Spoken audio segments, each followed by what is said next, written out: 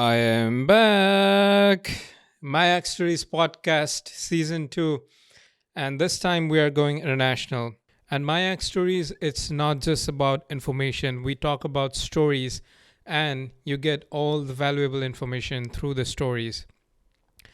And my ArchStories podcast is not about famous people, it's about people who are very similar to us and their stories, and that's how you can connect and you can learn so much from them. And talking about the first episode of season 2, we have Faiz and John. Both of them are my very good friends from Iowa State. And John is from China and Faiz, he's from Pakistan. They came to the US with a same goal like all of us, all of the international students, to pursue a career in architecture in the US. And they are telling us about their story, their architectural journey. And not just that, we touch upon so many other topics like how is architecture related to politics, 3D printing. So, yeah, I hope you guys will enjoy the season. And let's start the first episode.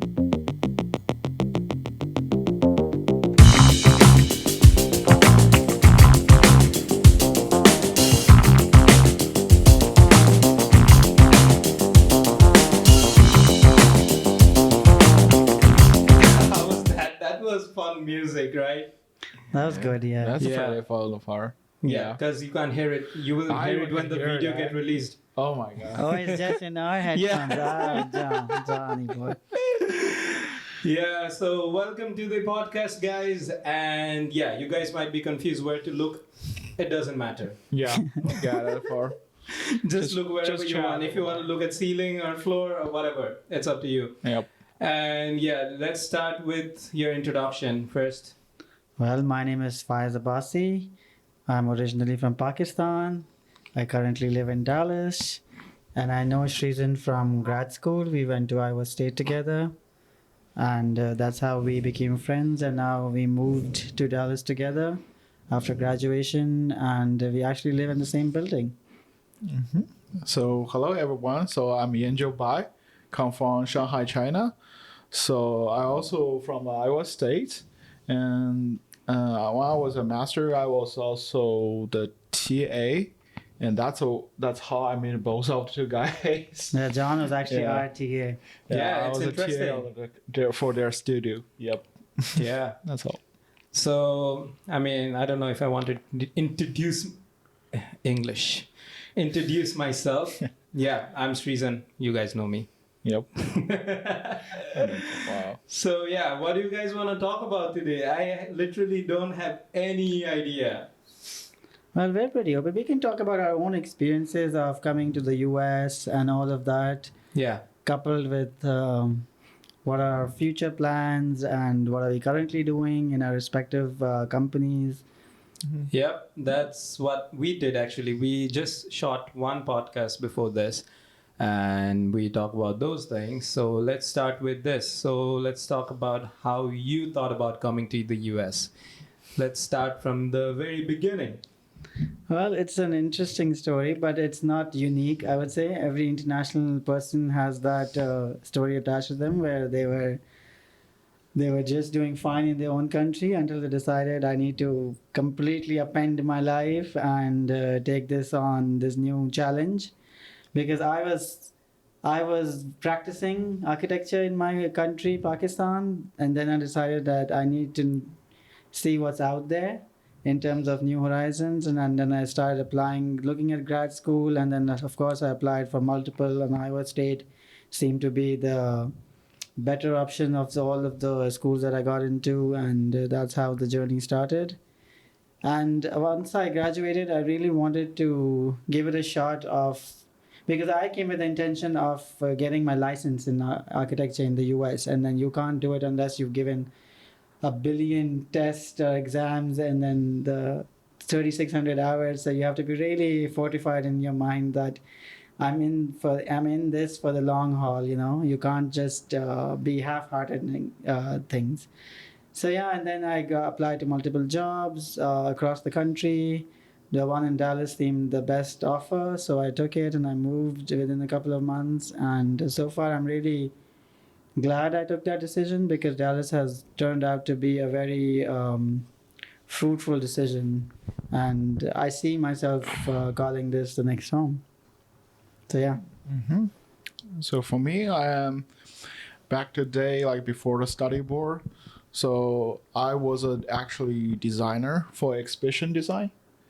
So I actually not really satisfied during that time because it's not really good market, and also people not treat the designer in overall really good way in exhibition part, unless you're a graduate from famous school and also you or like you're fancy designer already. um, so for me, like a study board actually is a chance to see is there possible like have some similar life difference, and also I wish like I talk with other people. They say like in other countries the marketing and the culture treating designer were different. So okay, let me try. So I study abroad and find like it started with like with more like a design and a drawing part. I was in a school part, which I thought I'm already familiar and an expert on part since I drawing for a while. After I come to US, find actually they have own culture, they have own things, which is quite unique and different, and learn a lot. And even like before I go to the program of our architectural program, I even not 100% sure because it is a long program. Because I was even try I started with undergrad on Iowa State. So your journey is a little different from Sreesan and I because you have done your undergrad in US as well as compared to us. yeah, I do. I have hold two bachelor degree. One's from China, one's from the US. You have bachelor from China as well? Yeah, We did not know I didn't that. know about that. yeah, that's a part. That's how I will become designer. So I thought you came here in community college in Seattle and then that's also the way. But during that time, my English is so poor, so I cannot go to graduate school. But I still want to study design, overall. So that's why okay, go undergrad. But I was trying to choose in the most sharp program on an undergrad in Iowa State, so which is interdisciplinary design because it's only take 2 years to finish, plus the community college. And then I find like, you know what? Since I'm already go to this far apart, I want to try the architecture. Since Oh, wow. I had no idea. It is a risky. It is a risky because one is only 2 years, another one take 5 years. And I go to architecture and I find actually I make the right decision. In part, and even that later I go to the master program of our school. It was I was also applied other school, but the part is the tuition is a big issue. So I was trying to apply to fancy school, but like a 1 year ticket, $80,000. how much? $80,000.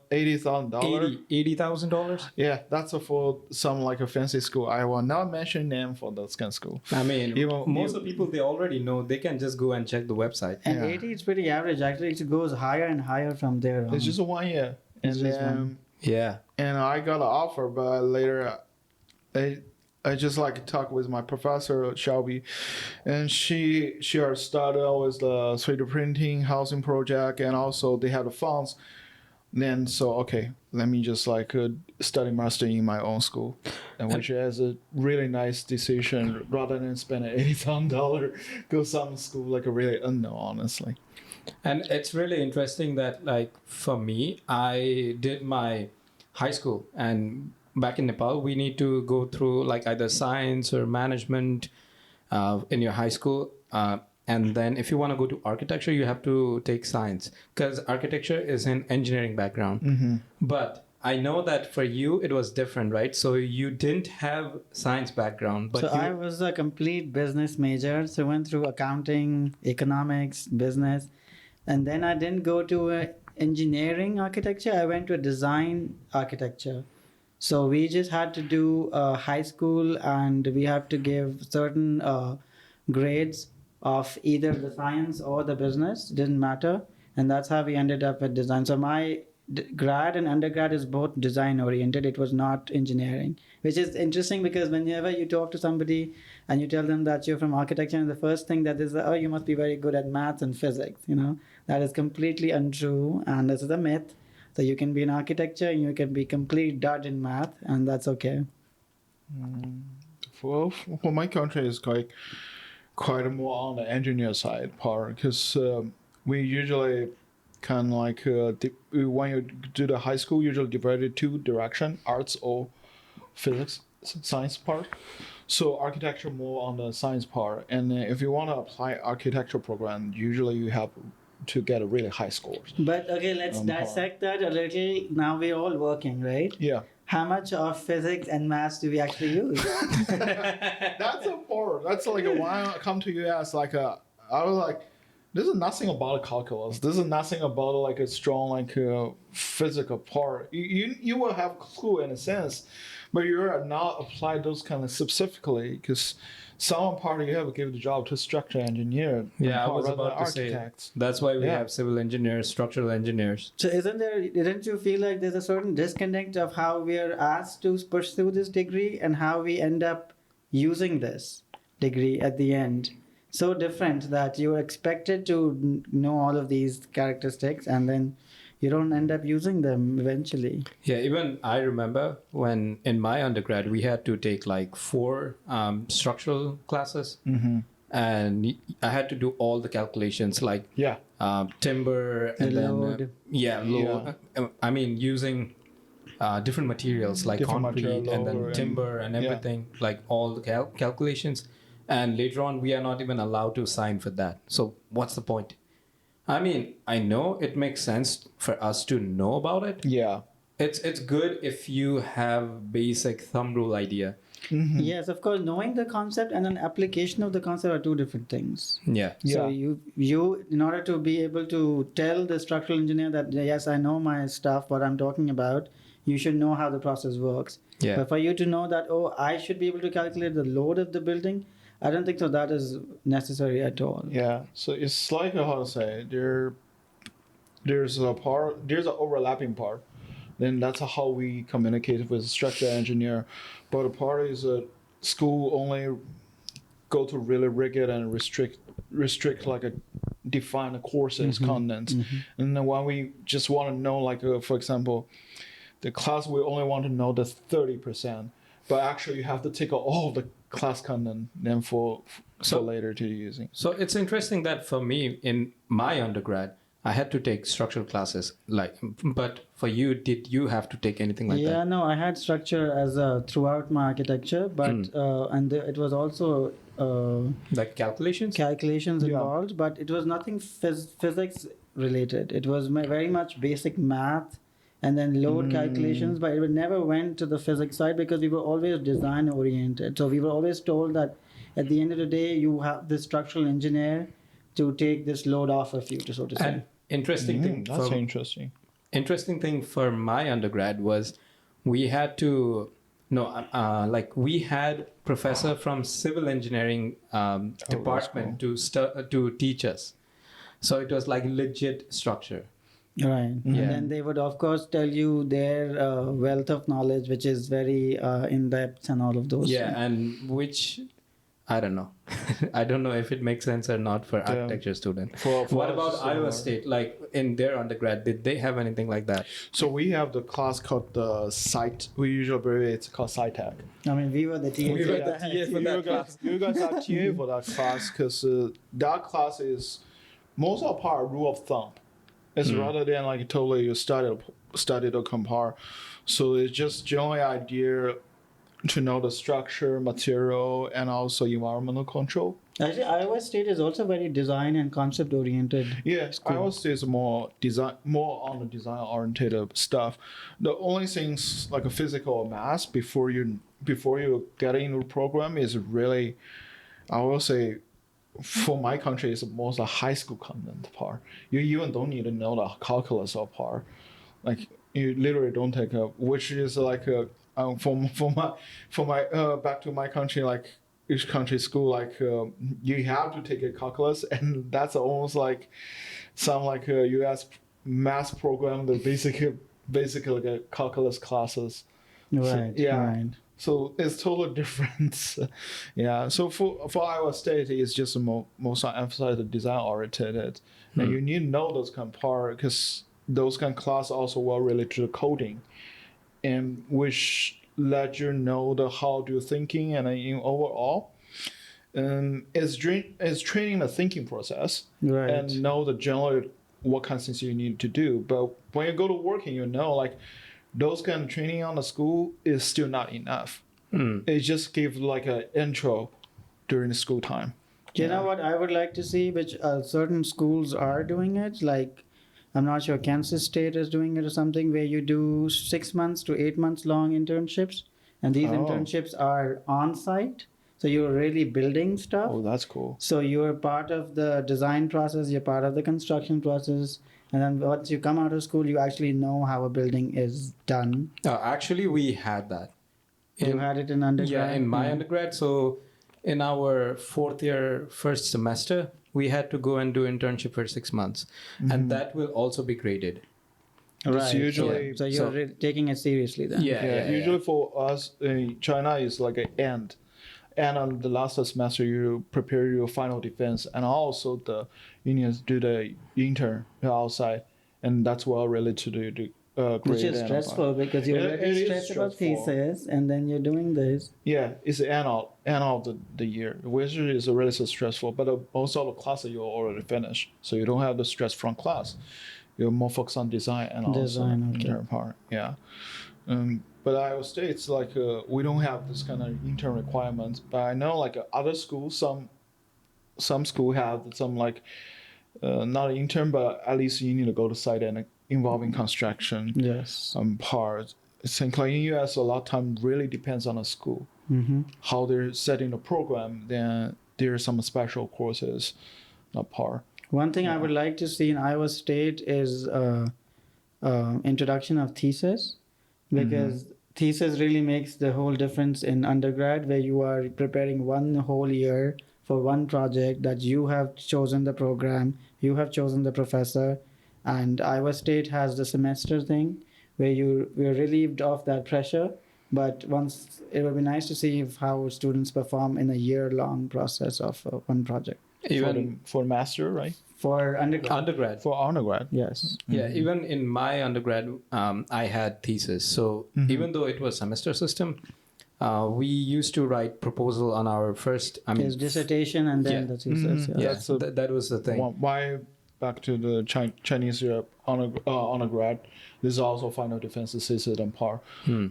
But for us, like in US, like at least Iowa State, like the last year is like kind of thesis, but not really, because you're not like treated as like paper research. Yes, but people can do some things we call independent study, which is like you need to give some basic ideas thesis, you through the whole semester, then discuss with your professor, then go through the whole things. Yeah, that's an interesting concept that a few of our colleagues even did, and I didn't know that's an option until I found out. It's really optional things. Yeah, but it depends on whether students already understand how to do the thesis process, because a lot of undergrad students, most of them don't. I can kind of blur on how to do the thesis process. Right. Because there's no guideline. There's no guideline. You have to explore by yourself. Yeah. Yeah. But I mean, I guess like everyone has their own architectural journey. And for both of us, we started like very similar in masters. Yes. And we also went on dining, working together. We worked on campus dining. That was a really treasured experience, because I feel like because we for that certain hours we were completely cut off from architecture. We were doing manual physical work, which is interesting because we're away from the screen. I really liked it. What do you think? Yeah, I mean, it's a humbling experience. Yes. At least. Because like back home, you and we both were working as a professional, like at least designing something, an architect. And then now when you switch country, you are like, oops, I gotta pay my tuition. So anything for that. Exactly. And also to know that at the end of the day you're coming out of this experience with zero student debt. Yeah, That's like the yeah. biggest achievement that you can do in Yeah. US, at least, that because people here, like the local students, are like crippling under student debt. For you to have that opportunity at least to be free from it, I think that's pretty cool. Yeah, I think for us, our assistantship, and then after the Yes. work that we did in dining and all, it really helped. And not just that, you also got research assistantship later, right? Yeah. You both got research assistantship. Yeah. I was after my second semester, I was research assistant for a different professor, and then a teaching assistant for different professors. Yeah, that's a part like yes, like no matter what kind of job you have, for the first one, at least you need to start it. Then you gradually build up, then find a more nice like a TA or GA that part. That's And yeah, another that's a part to good start thing it- you start mentioned, it. because a lot Yeah. of people who reach out to us now who are starting in their journey, and they're like, oh, I need all of them on the first day. Like, I want to be a research assistant and a teaching assistant on the first day. And I'm like, yeah, that's not how it works. You really have to build your reputation, your connections. Yeah. How would they even know to give you unless they have seen your work or they've seen anything about you? Yeah, I mean, you are living like thousands miles away from US, and how could they trust you? Exactly. Like, and I also get so many messages saying like, can you refer from me? And I'm like, I am not sure about that, because even though I have some connections, it doesn't mean like I can give referral. Right, because Yeah, even the it's not person will be essential, asking no. you like, Yeah. so what is their credibility, or what have they done that you know? Yeah. So Yeah. you really have to back your claim with certain Yeah. amount of work. And also talking about your research assistantship, you were working with Professor Ulrike, right? Ulrike Pastor. So she is like one of the best in terms of sustainability, Yes. energy efficient building design. So tell us a little bit about your research, like what you did at that time. So I was very fortunate to have Ulrike as a professor, first of all, in the first semester, and then that's how our professional journey started. And then towards the second semester, she asked if I want to be a part of her research, which was inclined towards solving urban heat island effect using simulation modeling, and then using a certain community in Iowa, which was Des Moines, as a prototype to apply that research, and then that is going to be applied across towns throughout the US. So we were working on how to reduce urban heat island effect in a certain lower income housing community by using passive cooling techniques. So we built a Rhino model, and then we did all these simulation things on the model to see how these passive cooling techniques work on that. And then all of our scenarios were derived from real life weather events, because we were getting the weather data in real time. So it was not like we were making hypotheses in the air. These were like real scenarios that we were applying to a community. And since I graduated, I handed over the job to the next RA who came, and then the next step is they were going to deploy sensors in the community, which sensors will capture real-time data, and then those data will be again applied to the Rhino model, and then more simulations will be derived. And the end goal of all of this is to develop an app in your phones. That app will be able to inform you about natural disasters or heat conditions before they Interesting. occur. So you, like the extreme heat or the extreme cold events that occur in different parts of the US, you as the person who's living alone and let's say has no capability of funding equipment on how to handle that, you can be aware of these events a little ahead, so you can know which government resources are available out there to take advantage of. That's interesting. Yeah, in US they actually spend a lot more money on R&D. Yeah, no, that was one of an eye-opening experience, that if you reach the right avenues, there's a lot of money in research. You just need to know how to tap into it in the right way. Yeah, I mean, for both of us, I don't know much about Pakistan though, but in Nepal, we don't have much money on research and development. And that thing is like, I think that's one of the reasons most people don't even want to stay in Nepal nowadays. Like most of the, I would say like highly skilled manpower. So there's a lot of brain drain. Yeah, Drain. Going Yeah, on. I guess it's happening everywhere in most of the developing countries, I guess. Yeah. Yeah. It's a similar story because I think it starts from your currency devaluing and then it goes on to other aspects, like you said, lack of research avenues and all of that. And people get really frustrated that if I am not able to earn enough to have a certain lifestyle, why would I put my heart and soul into something that does not give us the rate of return? Yeah. So how is it in China? Because China is like The research part and all things. Yeah, I think like it is full. I would say more emphasize the science part. Science part like a lot of good research and support, and then no matter government or like the school part, and people more prefer that part. I feel like the overall the culture or policy are more inclined to science part rather than the arts like a history in overall part. That's I know. when you Like- say science, do you mean research oriented? More research oriented and but also more related to product like a stuff and part. For example, I think last year or several years ago, there's a one guy get the that's called an Augusta Prize in architecture industry. I know the students may hear Pritzker Prize a lot. Because that's like The top like one. star things, but Augusta Prize is more like talking emphasize the people who do the nice work and research on the building technology part, and he was do the robotic arm and all those kind of like digital fabrication things. And he's famous on Tongji University, and he win a prize, and he was doing some like how to use a robotic back in the early days rather than now, because now is more popular technique.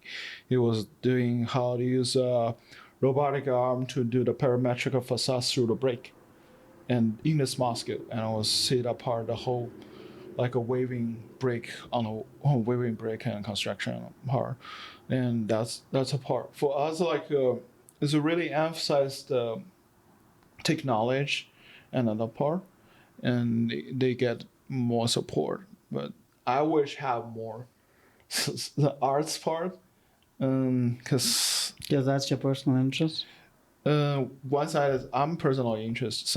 Another part is Yeah, I mean, talking about art, Oh yes. we have this big art piece done by John. okay. Absolutely love this. Yeah, work, this man. guy is very talented. Thank you. Can you talk about this, John? Yeah. So this actually is a conceptual drawing for my competition, and for the YAC competition. John, your mic. Oh, a mic part. Can you hear me? Yeah, it's good. I mean, Okay. I'll sit on this side and then apart. So this is my concept like a drawing for YAC architecture show competition. Wow part. So it's generally talking about how the architecture can lead into the nature and the space that wandering around and go to this kind of little bit fancy and utopian spaces.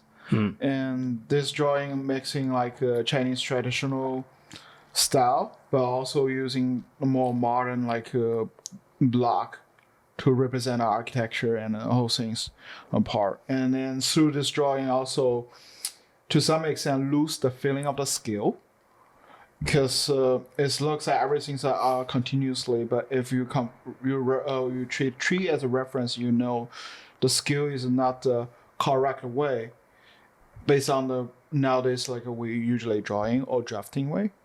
So it's more, so that's why it generally is more concept. Yeah. So also it's my starting point to like explore what kind of potential my personal style or drawing later. Yeah. Mm-hmm. Can you talk about the medium?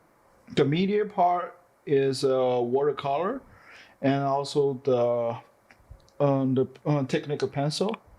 So I use the technical pencil to refine the line part, and I use the watercolor to blending the boundary, and also to create an interesting atmosphere. Yeah. Very cool. yeah. Thank So you.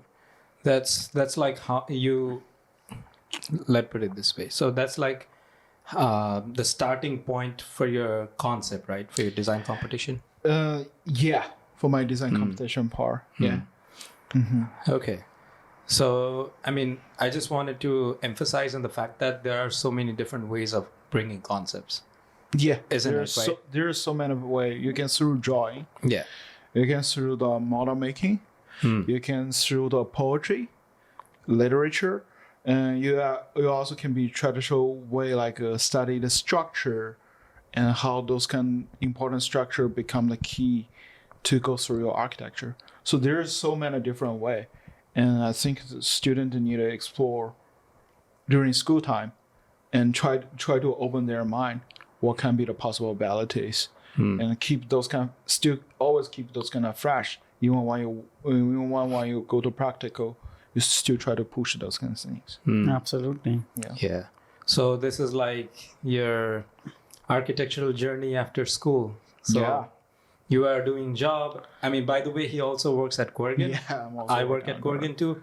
And tell us about your journey of from the very beginning. Like I know there are like very ups and downs in your journey. Yes, my journey was not smooth. Oh, you can keep it there. Okay, good. Because I mean, it started off really smooth because I expected to apply for jobs during our last semester of either grad or undergrad, and then we do a bunch of interviews, then we get offers, and then we decide like how regular. And I had around 5 to 6 offers at that time, so I was like really happy, and then I chose one which was in Dallas, and so I moved everything for that job. And turns out 2 weeks before I was supposed to start, this was in June when I moved here to Dallas. 2 weeks I was supposed to start, I just got a very standard email from the HR saying that your offer has been rescinded due to change in business needs. And I did not know what to make of it because it did not give me any details as to the reasons and everything. So I reached out and I was completely shut out. I did not get any answers. I reached out to the higher management because, as an international student, one thing that we need to understand that once you graduate, you have very limited amount of days to secure employment, or you have to exit the country, which is for every field, and architecture takes no exception. So then there's sort of like a panic set inside me because I was like, okay, I had everything planned, and then here I am, completely thrown off guard. So I started reapplying for jobs the very day I got that email. And you know how you have certain seasons of applying for jobs, and for architecture we have during the end of the semester is when they start recruiting, and then during full year round the same process starts. So this was right in the middle when everybody's recruited, everyone started, some of them have started work early, some of them were starting in a few weeks. So it really left me with very few options. But I was really thankful that within a span of 2 months of applying again, I got 2 interviews, and I was able to secure both the jobs with those interviews. And then I decided to go with the one that I work with, which is BRW Architects. They work with commercial architecture, and I'm really enjoying my experience working with them because they do really take the standard term of we treat you as a family to a realistic level.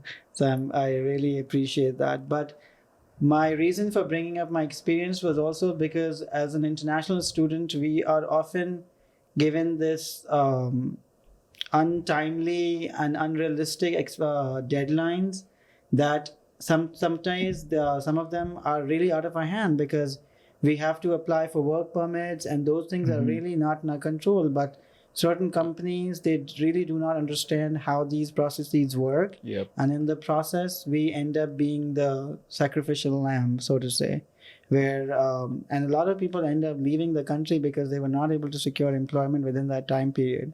So it's very unfortunate that it happened to me, but I was also fortunate that I was able to reverse that situation.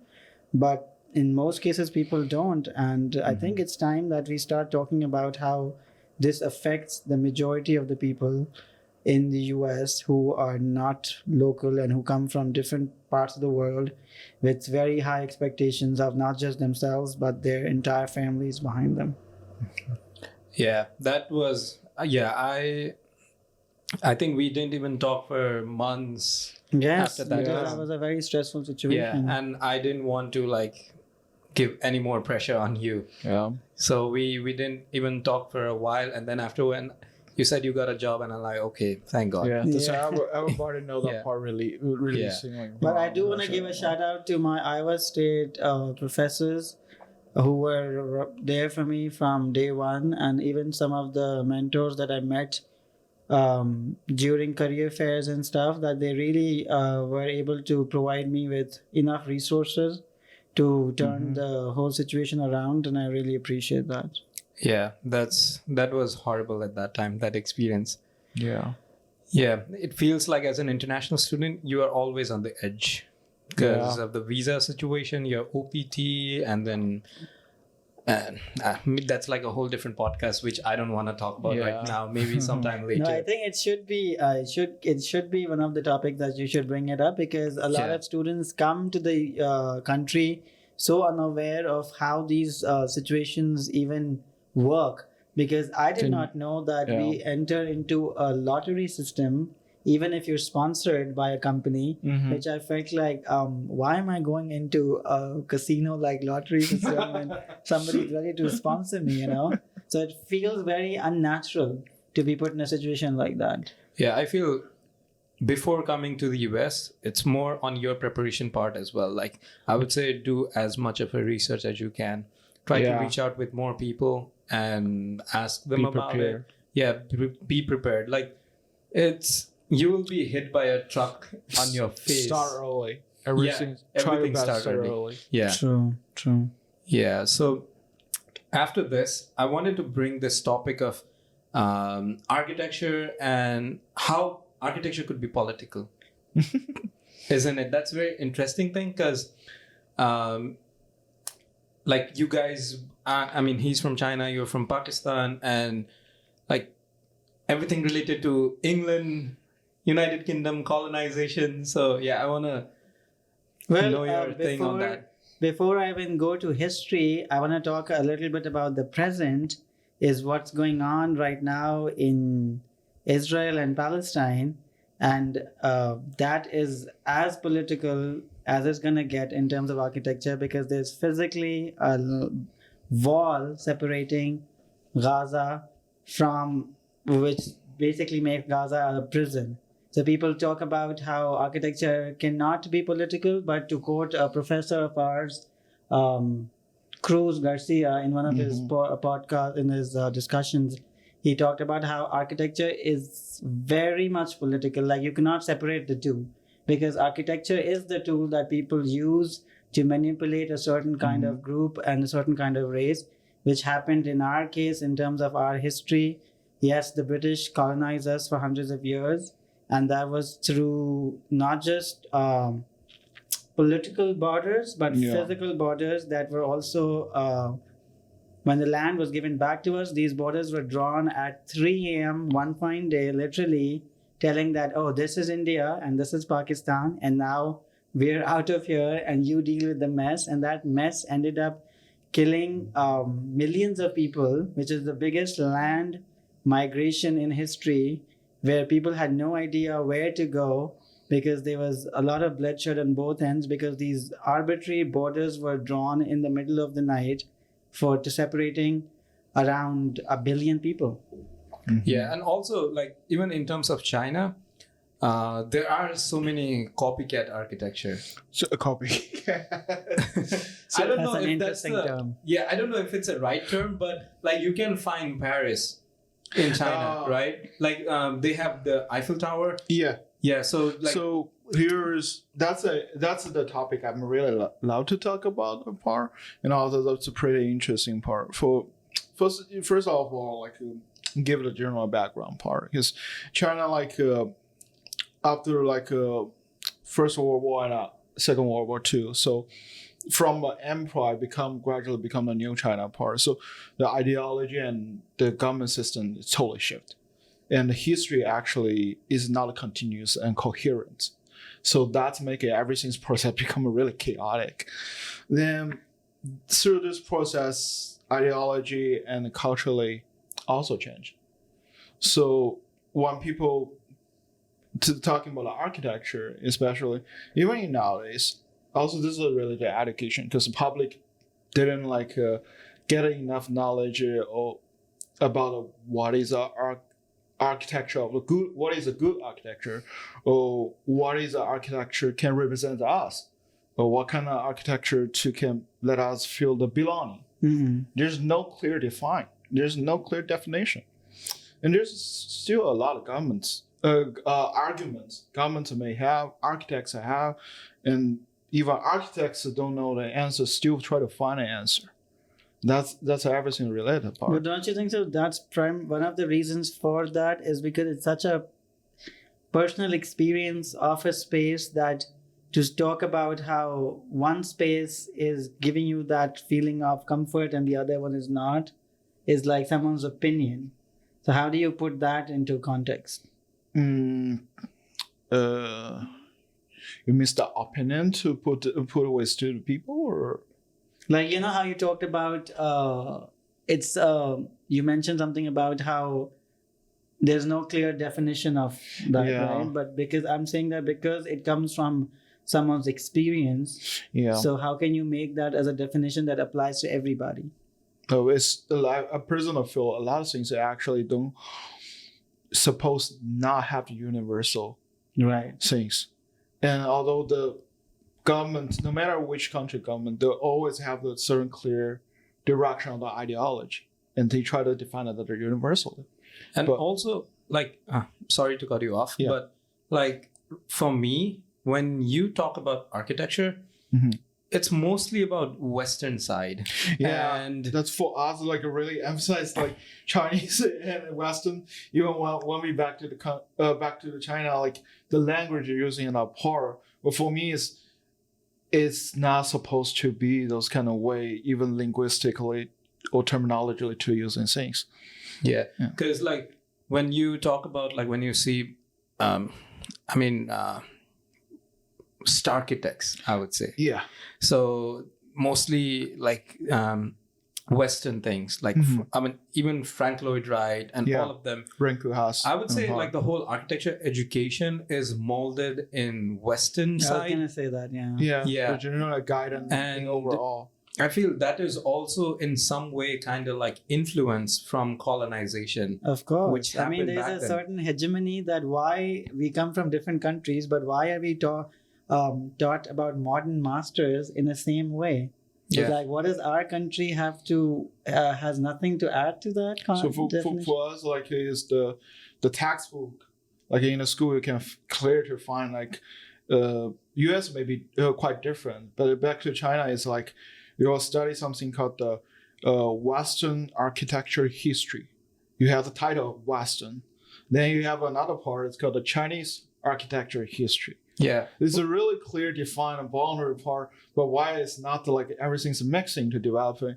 Then, but compared to the US, I studied undergrad in Iowa State, the part is before a certain amount of time is all talking about based on different region. Okay, there's China, there's ancient India, there's about ancient Egypt. Right. Then those come part until more close to contemporary part, then gradually it's only become the European or Western oriented whole line. And if you want to take other you want to know other countries, so a history about architecture, you have to take other classes Chinese architecture history about another classes. Or the one that we did with our professor. I do understand for US it makes sense to have their history in terms of because Frank Lloyd Wright and all, they were working in US, so that's the US history. But I'm just thinking in my perspective that I'm in Nepal, and we also had two different histories, so history of Western architecture and history of Nepali architecture. But at the same time, I felt like it's more dictated by Western architecture. Why we are not encouraged to incorporate more of Nepalese style. Maybe you had a similar experience, right? Well, I would like to start with this example that one of our architects from my country, Yasmin Lari, has just been awarded the Rebar Award in UK for her exceptional services throughout her life, because she does disaster relief architecture in areas, because Pakistan goes through a lot of floods and earthquakes. So she has served all her life, most of her life, through that. And now she has been awarded or given that recognition. And for us, she's considered to be the star architect. But you would not hear anybody in the US education to know about her, or similarly from other South Asian star architects. So because I feel like and the fault lies within our own self, because we in our education system glorify Western architects to the level that, oh, those guys are a different level, but then our exceptional architects, they don't come close, but they have done some good stuff. That's how there's some good stuff, but not be exposed. I don't feel part, because Western knowledge Chinese architects like Wang Shu, until people win a prize and evolving an education system in for a while, then okay, the gradual economics. But some local architects, there's some good recognized by the famous architecture group Neri and Hu. But they said they are good architects, but most people don't know. Exactly. In mainland China, some part because the social media are not exposed. Some part is they don't have connection, to talk with the Western world. That's always happen. It's not like we are against this idea of Western architects. No, we're not. But it's just saying when we studied, even back home, why is there this influence? I mean, isn't there other people who are doing some exceptional job back in Nepal? Well, there are. This takes me back to a lecture in school, which was during the last semester, which was about, I think primarily about an exhibition in MoMA. I'm forgetting the name, but that exhibition was being done by a bunch of white curators. And that became a point of contention where somebody asked, where's the point of view of the actual people who have contributed to the exhibition, And they're yes, they were consulted, but the people who have put the show together are a bunch of people from Europe and the US who have claimed authority on the topic of the South Asian architecture. So that dichotomy felt really humorous to a level that you have these people presenting the South Asian architecture, but they don't even belong from the region. So the whole true voice is not there. And I feel like that has to change to a certain level. Same goes for China. Yeah. I think another part is star architecture is just that's why probably we call it star, because everybody focus on that part, but forget the whole industry and a whole overall part actually have other things, other level things that happen, and not everybody those guys a star architecture situation, and not all people can go to the star architecture situation. Yeah, one thing that I would like to add on this is we as an architect and architecture student, we should stop giving that God complex to any architects, because we are creators, we design things, but it doesn't mean it's a universal thing. You cannot say okay, I'm the savior, I'm gonna do this and that for this community and then change the life and all.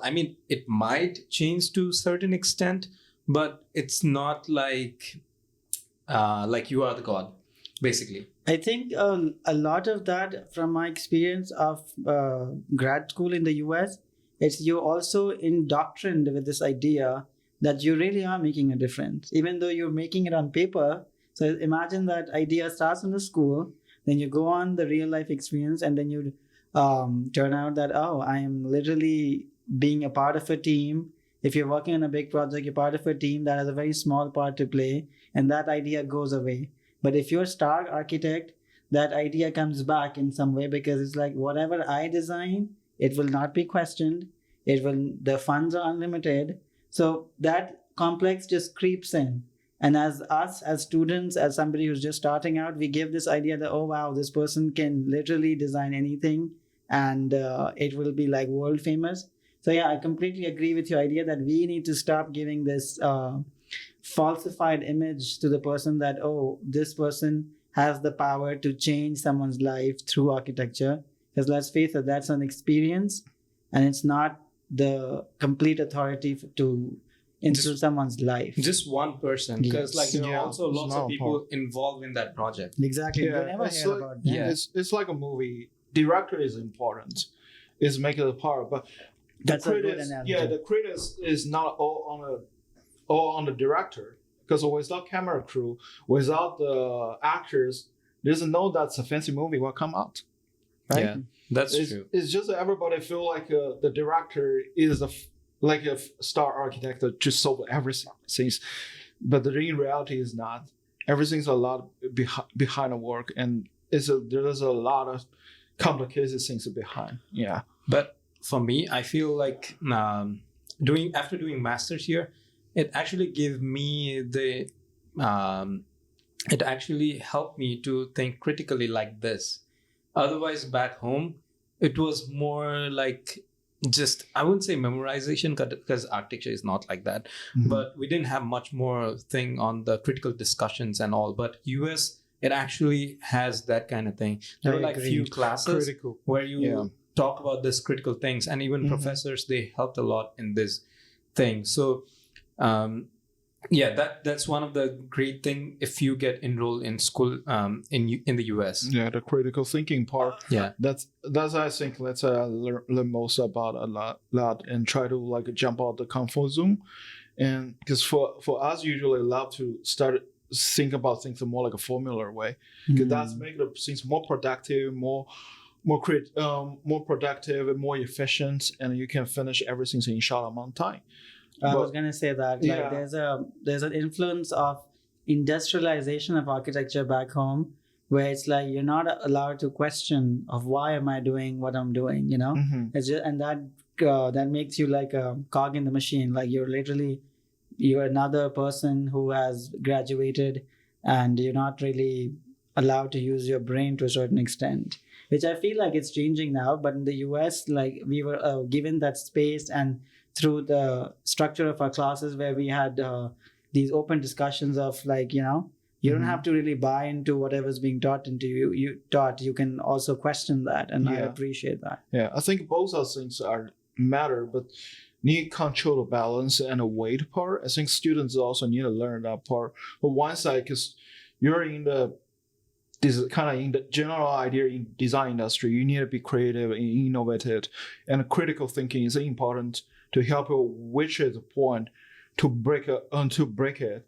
and to start creative. But at the same time, when you're dealing with clients, when dealing with a budget, when you have timing consuming, when you need to coordinate with the other team apart, how to find a clear working flow and how to make things efficiency is also important. No, The that's matter absolutely part. true. Once you start Yeah. working, a lot of things that you were taught as high priority in school really go away. You're just like, at the end Yeah. of the day, I have to meet a deadline, because a lot of financial decisions will be based off of that. Yep. So you have to put aside your critical thinking to a certain degree as well. I agree. Mhm. And then you have to get the job done, because Yeah. you are in the real world. So talking about architecture education in US, you can see in John's hand we have few things, and you won't believe those are all 3D printed, and those two vessels you can see, those are done by John. So John, can you tell us a little bit about like how did you do it, or like what's the workflow or anything? Yeah. So as a part of like my master thesis, so I generally I try to define the working flow for the artist for ceramic. So try to mixing the working flow, how to hand build, and versus the 3D printing the ceramic work. So this is one of the testing process by myself. So the whole body of the vessel is printing by clay printer, but this part and also this handle and a base are actually hand built. So it's promoting like certain tastes that actually the digital fabrication and a hand build, the traditional method can be mixing rather than just one side to another side. So that was your master thesis, right? It's a part of my master thesis. Yeah. So for that project, like, what's the software that you use? I was using the Grasshopper for design the things, and also use a Rhino to help you on the process to shaping the things apart. And also another thing, like, what's the workflow of 3D printing? So for the 3D printing working flow, so first you need to design some things, the object in that part. Then you're using a Grasshopper to generating the printing pass, and then convert to the G code. And I really appreciate my friend Bill. He was the majorly developing the whole process, and the whole script. Then after you have the G code, then give to the printer. So the printer right now, no matter what kind of printer you use, most of them they start with they understand the process through the G code. Then so what is G code? G code is kind of like a special coding. So it's recording all like coordinator on the points of the printing pass. And I think the engineer students also using that part.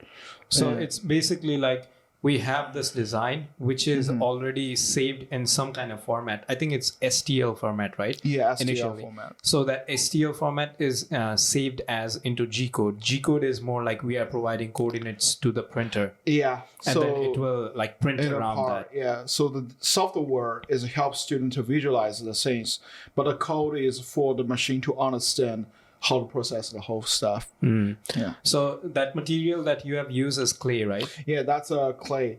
Yeah, stoneware. Yeah, that's So, John, I have a question regarding this. And we worked on 3D printing, but primarily with concrete. Yeah. So this is different from that material. What is the window of opportunity that it allows, the clay allows you to do this sort of handwork right with while it's being constructed? Like, what is the timeline that it allows you? So for the clay, actually more or less restricted than concrete. Concrete, because if you after print up for a certain amount of time, they will dry really fast and really hard, and you cannot not really control after you print up hard. But for the clay printer, so that's based on material property part. Because the clay, as long as you control the moisture inside, they can keep a pretty long while.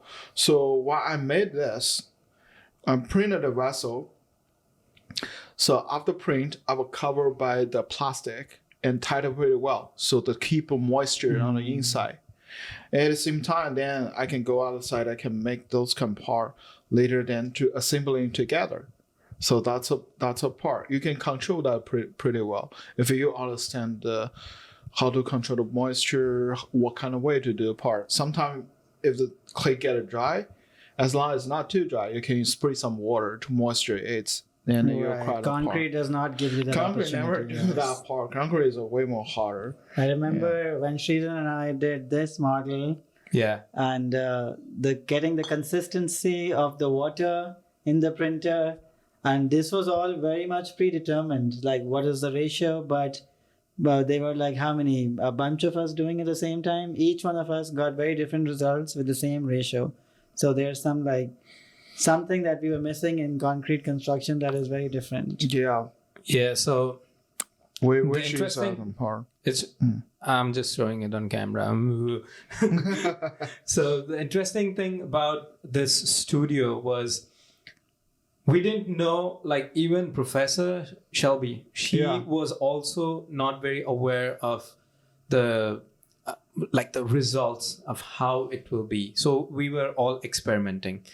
So that's like one interesting thing about the studio culture in US. It's like you don't have to know everything. Well, primarily with this one, there were a lot of unknowns because This was great. going This to is be a the special one. first step of experimentation for a real life 3D printed concrete construction house that was being done in Iowa. So we had to really use every margin of error there is. That what if you get a higher level of water consistency? What happens then? What if you add a different kind of material? What happens then? And that process was a whole journey in itself that we really enjoyed. Mm-hmm. And Yeah, we have like a whole vlog shoot for that time, which I haven't released yet. It would be nice to put it. Yeah, I mean, I don't have editor. If any editor watching, I would like to hire, but I don't know. Let's see. That's like plan for future. Definitely. Yeah, but the thing is, like, we are bringing up this 3D printing because it's, I think, might be like a future in a way, just like what AI is, and I think like concrete, it's still on process of development. When I think what I took away from that studio was when people talk about 3D construct printing, they think everything is 3D printed and we will take our hands off. No, it's not like that. no, it's not. 3D printed is a very integral part, but then you have to also use the human aspect of it to really manipulate how you want it to be. Yeah, people just that's a part like right now like a little bit. People are used to think about like the 3D printing housing. You don't need any kind of labor in the process. Actually, not like our professor always say like, yeah, we're making joke on that part. There's no labor involved in the process. No, there's a bunch, and that's a really complicated process and needs some people know the knowledge behind to work on that part. I would say it's more technical labor. Yeah, it's technical labor and also part how to say it just try to break the fancy picture To help part, give a yeah. little bit of context, is like this is a 3D printed model, right? But you don't see any provision for reinforcement or Yeah. structure in it. So think about how do you do that with concrete construction? That's a whole different level of experimentation. So And by the way, this model, we designed like a small residence, I think like 1,000 square feet something. And we were printing all the time to see like what are the complications while we will be printing. Because when we print it in a smaller scale, we have a smaller complications. Yeah. And when you print it in a bigger scale, there will be way more bigger complications. Exactly. So yeah. we were like doing it in a smaller scale so that it will help for the research for Shelby's part as well. It's similar like when you do the design in the school, like you may mock up a paper model at a small scale, but when you change to the big scale, that's more things you need to consider about, like a way more complicated. But first the thing is your model have to stand up. If the model cannot stand up, you will have hard time for later. To give a bit of context here and to give a little backstory as well, like a model this size takes approximately 2.5 hours to 3 hours from conception of putting the material in the printer to cleaning up, because that's a very important part, because the person who's printing after you, they will not be able to use the printer if it's not thoroughly cleaned. So something that people don't think about, that 3D printing is very, very labor intensive. And for us to minimize that part is also a long-term goal. Also, like, even though it takes 2 hours of labor, the window for printing is just 20 minutes. It's very narrow. That's a very narrow part. I mean, not for clay, for concrete. For concrete, yeah. Yeah. So that's another part. Material science in this process really matter. So what kind of material we'll be using for the printing process will really affect no matter the construction deadline or any kind of part. So I will say like the material science will be a really important factor to push this kind of technique later, how wide they can spread out. I'm wondering, John, if because it's not to my knowledge, if you are aware of any other material that has been used to 3D print other than concrete and clay. So for the traditional like printer, you guys already know the resin printer. We also have one carbon fiber print. Let me just bring yeah, that. that would be nice.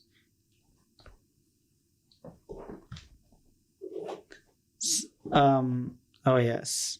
So this is something that we did for a residency that we went to Boston for in Where was that again? Autodesk.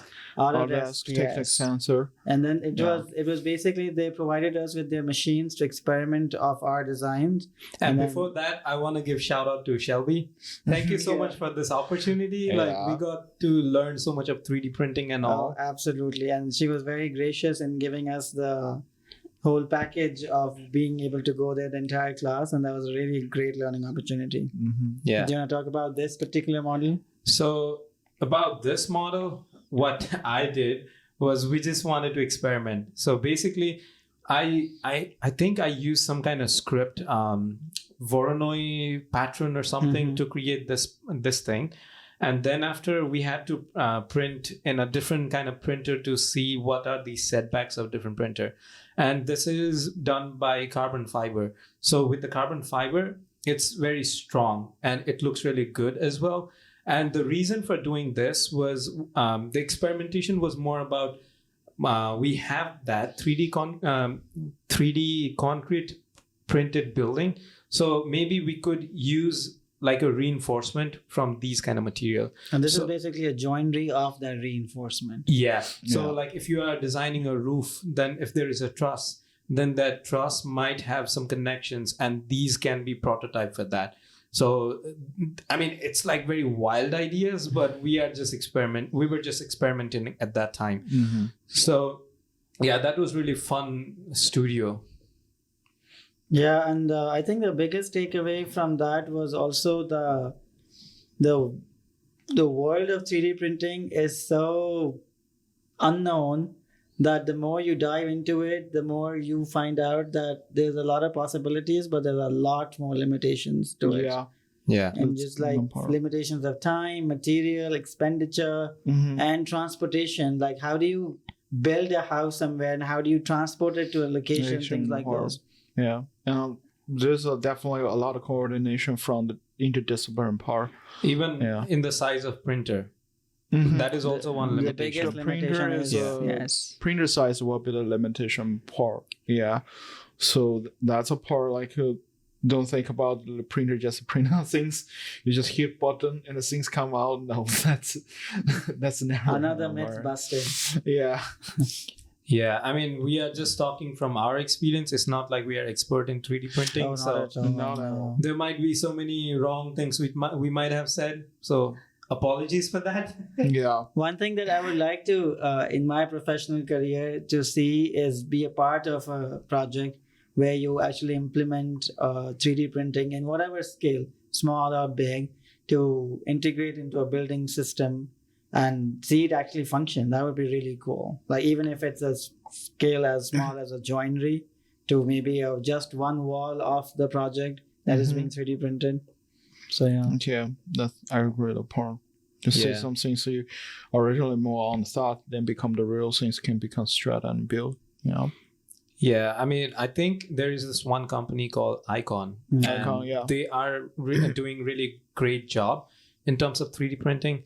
And I think also they have like very good prototype designs and all. And Yeah. maybe they are, I think I saw somewhere, I'm not really sure, but they are doing something in Austin or around in Texas. I don't remember. They Yeah, do there are work some in of them. Texas. Yeah, yes. Yes. there they have a work with other And also, like little probably other firms working together to build up that part.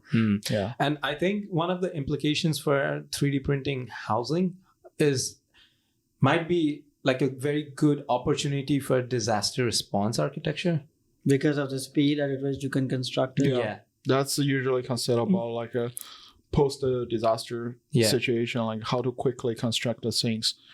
I mean, instead of using like a very old traditional form of what's that, like tent and all, because back in Nepal when we had earthquake in 2072, that is Nepali calendar. You guys might be like, what the heck is talking about 2072? But yeah, 2015 in English calendar, Georgian calendar. So yeah, maybe at that time, if we had that technology, maybe that would be something else. Like I'm just thinking. But in disaster relief, one thing that we often forget is the readily availability of material. That's true. And Yeah. if concrete is not a local material for that, then it becomes an issue. How do you transport that material to be able to 3D print? That's What people end up using Yeah. is bamboo because of the readiness of the material. I mean, even I think at that time, Shigeru Ban, he also proposed the design. paper. Yeah, the paper architecture. paper Yes. architecture. He also proposed one disaster response building for Nepal, but it was very expensive. That's why Exactly. it didn't work out.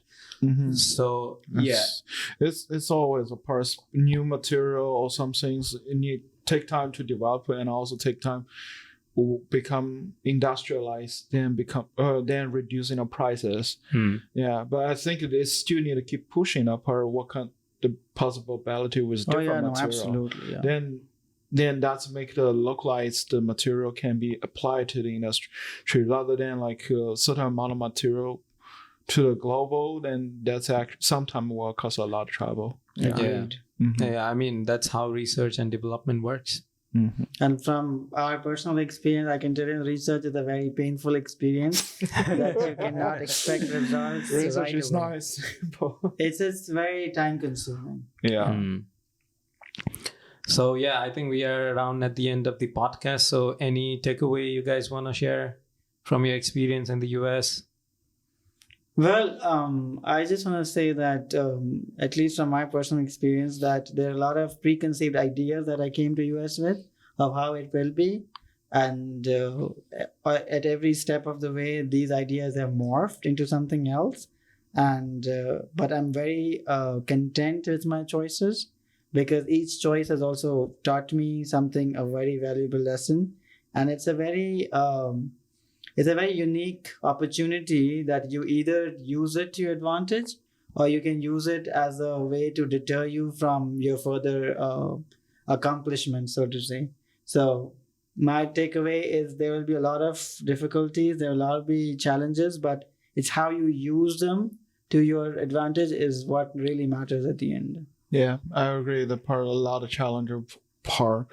So I think come to you as like it helps you to gives totally different view to the things. One side is how do you think about a world and architecture and a wall, but at the same time, because you're standing on the different context environment, you will become more sensitive of your own culture and all things, some unique things you may not aware of that part because you always stay in those kind of environments, Right, and right. those kind of things can be highlights or refined to bring to the US. Then it can be really special things can keep rolling forward. And how and not to developing lose part. that aspect just because you're in a foreign country and there's a whole barrage of culture being thrown at you. It's very important to stay true to your own in those times. And It is hard to find a self-identity yes. when you stand on both sides, but I would say try to keep push, and that's actually will benefit for you a lot. Yeah. When you say push, it just reminded me of Bosak. So, Shout out to both, like great professor. so yeah, might sound like who is Bosak? Bosak, he is professor at Iowa State. And he has absolutely helped a lot to all of us to reach where we are right now. Yeah. And yeah, shout out Bosak if you are watching. I don't know if you will because you are a very busy person. Yeah, he's a very busy person. Well, as long as we are giving shout outs, I really like to congratulate Sreesan as well on coming up with this idea back in grad school and really turning into something really formidable thing where you get to interview and really learn and give your own experience to so many professional people across the board. And it's really good to see where you have come from and where you're going to take this further. Yeah, it's exciting. I'm excited, and let's see what future holds. Absolutely. So, all right, then we're going to stop here. And thank you so much for your time. Thank you. Thank you. All right, Always. bye. See you guys.